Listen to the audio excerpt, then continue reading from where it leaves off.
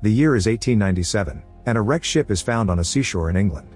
The local police go to investigate under the heavy rain but find no survivors inside. They do find the captain's log with a warning saying that there's a great danger to humanity and describing how it all started 4 weeks ago. In a port in Bulgaria, Captain Elliot and his grandson Toby arrive in the Demeter ship, which will be soon leaving for England. They're in need of more hands for their crew, so Elliot and his first mate Wojciech choose a few men from a long line. Clemens is in the line too and explains he's a doctor with education from Cambridge, but Wojciech turns him down because he needs strength, not brains. Clemens still goes to the port to see the crew load a bunch of mysterious boxes, since the workers that brought them refuse to stay any longer because sunset is approaching. While the crew moves the crates, one of them notices that a box has the symbol of a dragon on it, causing him to lose his grip in fear. The crate slips and nearly crushes Toby, but Clemens reacts fast and pulls him out of the way just in time. The man immediately quits, saying that the dragon symbol is a bad omen and he won't travel with it. Elliot is very thankful to Clemens, so Wojciech decides to hire him after all. The crew finishes loading the crates and comes aboard, not noticing a crate is spilling dirt. Once everyone is ready, the ship finally takes off to England. Toby gives Clemens a tour of the boat, showing him the livestock and his lovable dog. He also teaches him to knock on the wood if there's any trouble because it can be heard all the way from the bunks. In the evening, while the crew sings and dances together, Elliot informs Wojciech that when they reach London, he's retiring to be with his family, so Wojciech will be the new captain. Meanwhile, one of the crates begins to shake and something mysterious moves inside. Afterward, the crew has dinner together and discusses what they'll do with their money. Clemens says he wishes to understand the world. Suddenly the dog starts barking and Toby rushes to check on the animals, who are screaming in fear. It makes Toby worry, but Clemens assures them the animals are just nervous because they sense a storm is coming. They begin to cover the cages with sheets, but at that moment, a strong wave hits the ship and causes a crate in the cargo hold to fall. While Toby goes to alert the others, Clemens checks the cargo hold and finds an open crate with a pile of dirt that fell from it.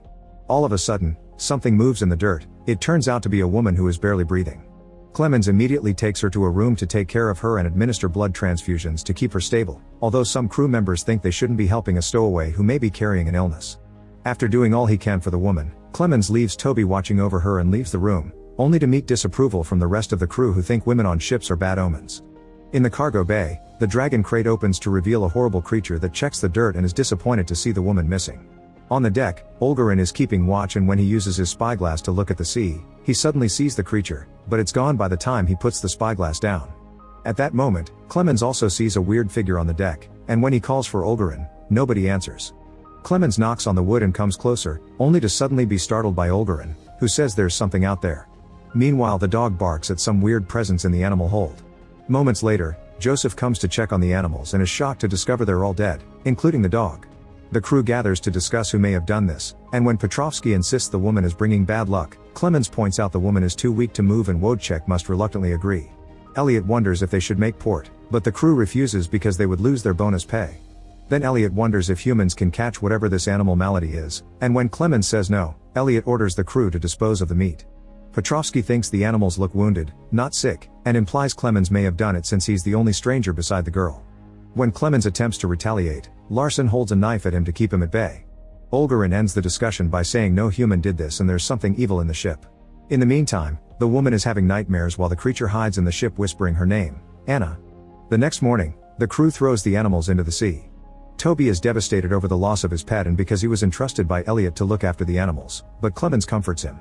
When the storm finally arrives with a very strong wind, the creature uses the darkness to sneak around the ship. Days pass and the crew thinks the storm is a bad omen too. Clemens keeps taking care of Anna, who is starting to stay awake for a few moments at a time and talks to Toby. Apparently she keeps repeating the word feed.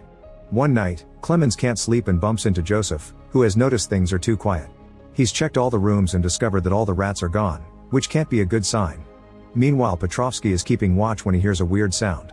He goes to investigate and is shocked to find a hole in the deck. Then he hears some groaning noises, and when he keeps on investigating, he suddenly discovers a sickly-looking creature crawling around. Petrovsky takes out his knife, but before he can act, the creature lunges at him and slashes his throat with its claws before proceeding to suck his blood out. Seconds later, Clemens comes on deck and finds all the signs of the attack, so he raises the alarm while the creature hides. The next morning, the crew discusses the clues since they found Petrovsky's blood and knife, but not his body. They wonder if he fell into the water, and Wojciech accuses Clemens, who points out he would be covered in blood if he had done it.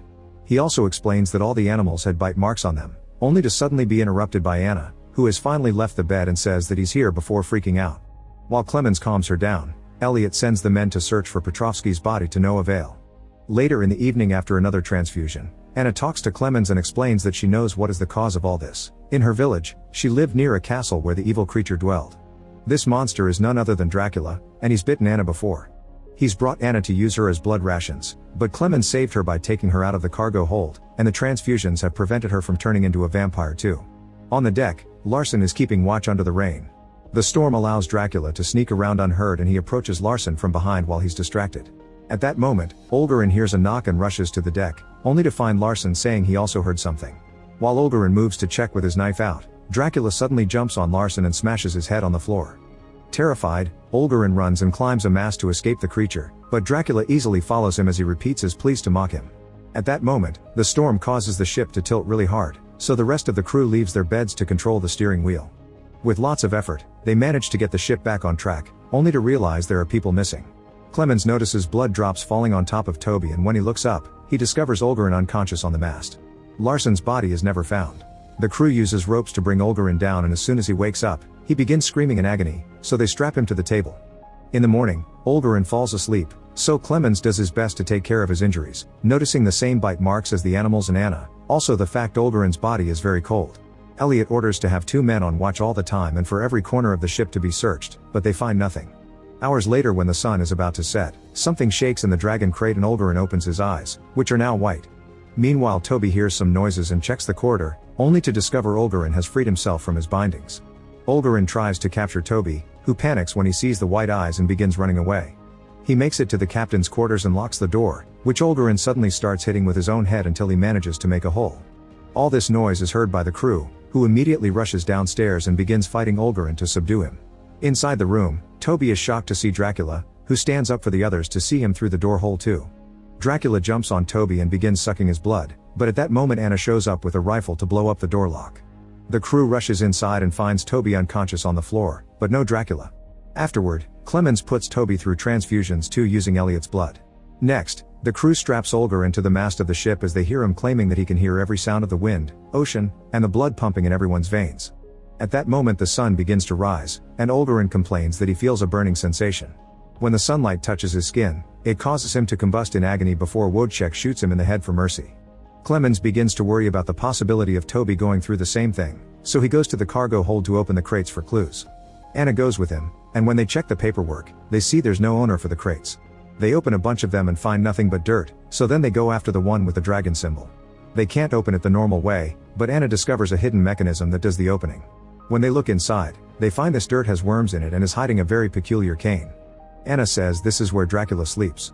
Meanwhile, Abrams is keeping watch when suddenly Joseph knocks him out from behind.